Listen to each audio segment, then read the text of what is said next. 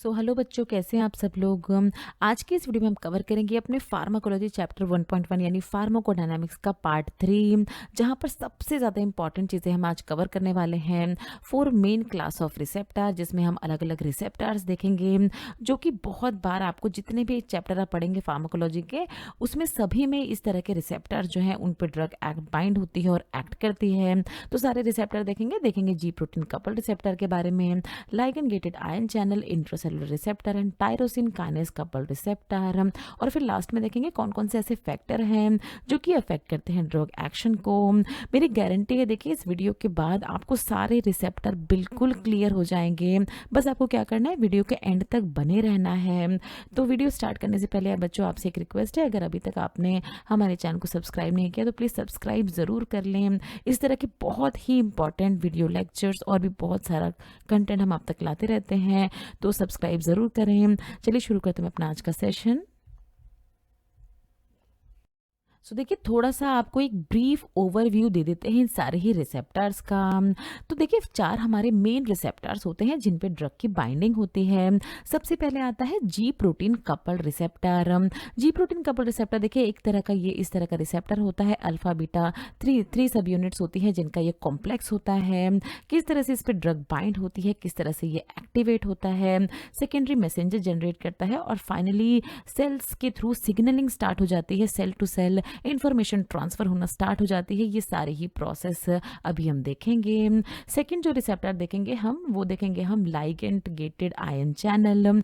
ये सबसे simple receptor होता है। सिंपली क्या होती है, एगोनिस्ट आके जब इस पे बाइंड करता है तो ये रिसेप्टर ओपन हो जाता है कुछ देर के लिए, आयंस को अपने थ्रू ये पास आउट होने देता है, और जिस भी इफेक्ट के लिए इस ड्रग को दिया जा रहा था वो इफेक्ट शो होने लगता है बॉडी में, सेलुलर सिग्नलिंग होने लगती है। फिर हम देखेंगे अपने टायरोसिन काइनेज रिसेप्टर्स के बारे में। तो ये देखिए टायरोसिन काइनेज रिसेप्टर क्या होता है, इस तरह का ये रिसेप्टर आप देख रहे हैं। जब इस पे एगोनिस्ट बाइंड होता है तो किस तरह से रिसेप्टर एक दूसरे के क्लोज आ जाते हैं, किस तरह से ऑटो फॉस्फोराइलेशन हो जाता है उसका, और फिर फाइनली सेल्स के बीच में ये सेलुलर सिग्नलिंग आपको बार बार टर्म मिलेगी। तो इसमें क्या है, देखिए सेल्स के बीच में इंफॉर्मेशन ट्रांसफर होने लगती है और इसी तरह से इफेक्ट शो होता है किसी भी ड्रग का। तो यहाँ पर हम इसके बारे में भी पढ़ेंगे, और लास्ट में हम देखेंगे अपने इंट्रा सेलुलर रिसेप्टर्स के बारे में।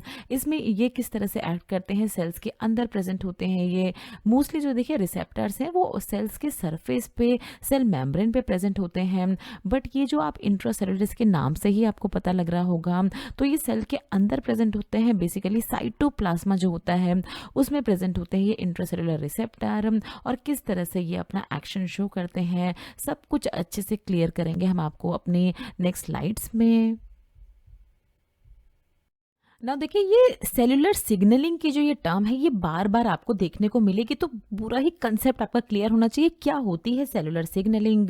तो देखिए बहुत ही आसान सी भाषा में हम बताएं तो जो भी आपकी फीलिंग होती है, जब भी आपको ठंडा लग रहा है, आपको गर्मी फील हो रही है, अगर किसी गर्म चीज़ को हाथ लगाए तो जल्दी से आपको अपने हाथ हटाने का मन करता है, कुछ भी, जैसे ये सारी ही चीज़ें क्यों होती हैं, क्योंकि हमारी जो डिफरेंट सेल्स है वो आपस में एक दूसरे से कम्युनिकेट कर रही हैं। यही सेल्स जो है ये सिग्नल ट्रांसफर करती हैं। इसी को कहा जाता है देखिए सेलुलर सिग्नलिंग। तो देखिए सेल पे, मोस्टली सेल के सरफेस पे, मतलब क्या है, सेल मेम्ब्रेन पे प्रेजेंट होते हैं हमारे रिसेप्टर्स। अब इन पे जब किसी भी तरह की एक्सटर्नल स्टिमुली बाइंड होती है, ये एक्सटर्नल स्टिमुली कुछ भी हो सकते हैं, देखिए हार्मोन्स हो सकते हैं, ड्रग्स हो सकते हैं, क्योंकि फार्माकोलॉजी में हम ड्रग्स के बारे में पढ़ते हैं, तो ड्रग्स बाइंड करते हैं इन रिसेप्टर्स पे, या कभी कभी एनवायरमेंटल स्टिमुलीज भी होती हैं, जैसे एंटीजन वगैरह जब ज्वाइन करते हैं इन तरह के हमारे रिसेप्टर्स पे जो कि हमारे सेल सर्फेस पे प्रेजेंट हैं, तो क्या होता है, एक तरह का रिस्पॉन्स ट्रिगर होता है, उसको कहा जाता है सिग्नल इंडक्शन। इस सिग्नल इंडक्शन में क्या होता है, देखिए सेकेंडरी मैसेंजर्स फॉर्मेशन होती हैं, जो कि क्या होती है, सेल्स के अंदर ही ये सब प्रोसेस हो रही होती हैं। इन सेकेंडरी मैसेंजर के फॉर्म होने के बाद ही होता है, देखिए एक्टिवेट होता है सेलुलर रिस्पॉन्स। सेल आपस में एक दूसरे से देखिए कम्युनिकेट करने लगती है। ऐसे ही बंडल ऑफ सेल्स होती है, हमारी शरीर पूरा ही सेल्स का बना है, तो ये सारी ही सेल्स आपस में एक दूसरे से कम्युनिकेट करने लगती है और जिसके थ्रू हमें पता चलता है कि किस तरह का रिस्पॉन्स प्रोड्यूस हुआ है किसी भी एक्सटर्नल स्टिमुली के थ्रू। तो यही आपको बताया गया था कि सेल सिग्नलिंग कलेक्टिव नेम होता है प्रोसेसेस का, जहाँ पर सेल रिसीव करती हैं सिग्नल्स को, इंटरप्रेट करती हैं और फिर उसके अकॉर्डिंगली रिस्पॉन्ड जनरेट करती हैं। आई होप ये सेलुलर सिग्नलिंग की टर्म आपको अच्छे से समझ में आई होगी। तो देखिए सबसे पहले जो सबसे इजी रिसेप्टर है उसको हम देखेंगे लाइगेंड गेटेड आयन चैनल। अब क्या है, देखिए लाइगेंड के बारे में हमने पहले भी बताया था आपको, ये कोई भी ऐसा मॉलिक्यूल हो सकता है जो कि अटैच होता है रिसेप्टार्स के साथ एट द साइट पे, और अटैच होने के बाद क्या करता है, चैनल्स की ओपनिंग कॉज करता है। ये देखिए बस मतलब लाइगेंड का मतलब सिर्फ आपको बताया गया है ability to bind with the receptor. अब ये लाइगेंड क्या है, ये कुछ भी हो सकता है, इसको मैसेंजर हम कह सकते हैं, ये ड्रग हो सकता है, ये हार्मोन्स हो सकते हैं, किसी भी तरह की एक्सटर्नल स्टिमुली हो सकती है। तो जब ये लाइगेंड गेटेड आयन चैनल में क्या होता है, जब भी किसी तरह का सिग्नलिंग मॉलिक्यूल यानी हमारा मैसेंजर यानी हमारा लाइगेंड जब बाइंड होता है रिसेप्टर्स पे, तो क्या होता है, देखिए रिसेप्टर बहुत ही शॉर्ट पीरियड के लिए, अभी देखिए क्लोज है, यहाँ कोई लाइगेंड बाइंडेड नहीं है, बट जैसे ही लाइगेंड बाइंड हुआ तो ये रिसेप्टर बहुत ही थोड़े समय के लिए यानी बहुत ही ब्रीफ पीरियड के लिए ओपन हुए। इसकी वजह से क्या हुआ, जो सेल के बाहर प्रेजेंट थे कुछ आयंस हमारे जैसे Na पॉजिटिव, K पॉजिटिव, अब इनकी मूवमेंट कहाँ होने लगती है, एक्स्ट्रा सेलुलर से इंट्रा सेलुलर मूव करने लगते हैं, सेल के अंदर आने लगते हैं। इसकी वजह से क्या होती है, देखिए सिग्नलिंग ट्रिगर होती है, जैसे कि अभी हमने देखा था सेलुलर सिग्नलिंग होने लगती है आपस में, और इसकी वजह से क्या होता है, हमें एक पर्टिकुलर रिस्पॉन्स मिलता है। अगर ड्रग की हम बात करें तो जिस लिए ड्रग लिया गया था तो वो रिस्पॉन्स देखने को मिलता है। तो ये होता है देखिए सबसे इजी टाइप का हमारा लाइगेंड गेटेड आयन चैनल। लेकिन बहुत ही इंपॉर्टेंट रिसेप्टर की जिसकी हम बात करेंगे वो है जी प्रोटीन कपल्ड रिसेप्टर। बहुत सारी ड्रग्स इन पे एक्ट करती हैं इन तरह के रिसेप्टर पे, तो ध्यान से आपको समझना है। देखिए ये जी प्रोटीन कपल्ड रिसेप्टर जो है इसमें बेसिकली 3 सब यूनिट्स का ये मिलके बना होता है। कौन कौन से सब यूनिट, देखिए अल्फा, बीटा एंड गामा, इन तीनों के ही कॉम्प्लेक्स को कहा जाता है जी प्रोटीन। जब इस पे किसी तरह का लाइगेंड बाइंड नहीं होता है यानी इनकी इनएक्टिव फॉर्म में जीडीपी अटैच रहता है, इसकी देखिए इस कॉम्प्लेक्स की अल्फा सब यूनिट से, ये आपको ध्यान से सुनना है हर एक पॉइंट, जीडीपी अटैच है अल्फा सब यूनिट से।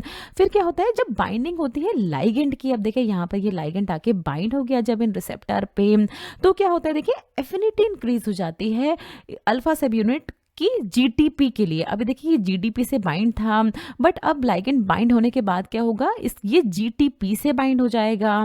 जीटीपी से बाइंड होने के बाद क्या होता है, अल्फा और जीटीपी ये कॉम्प्लेक्स अलग हो जाते हैं यानी डिटैच हो जाते हैं किस यूनिट से, बीटा एंड गामा सब यूनिट से। अब देखिए ये 2 अलग अलग ग्रुप्स बन गए हैं, एक अल्फा और जीटीपी का बन गया है और बीटा एंड गामा डिटैच हो गए हैं। अब ये अल्फा एंड जीटीपी कॉम्प्लेक्स जो बना है इसी की वजह से होते हैं सारे ही सेलुलर रिस्पॉन्स। यहीं पर आपको यही बताया गया, देखिए जब लाइगेंड बाइंड होता है रिसेप्टर से तो एफिनिटी इंक्रीज हो जाती है जीटीपी के लिए अल्फा सब यूनिट की, और ये कॉम्प्लेक्स जो है ये डिटैच हो गया है।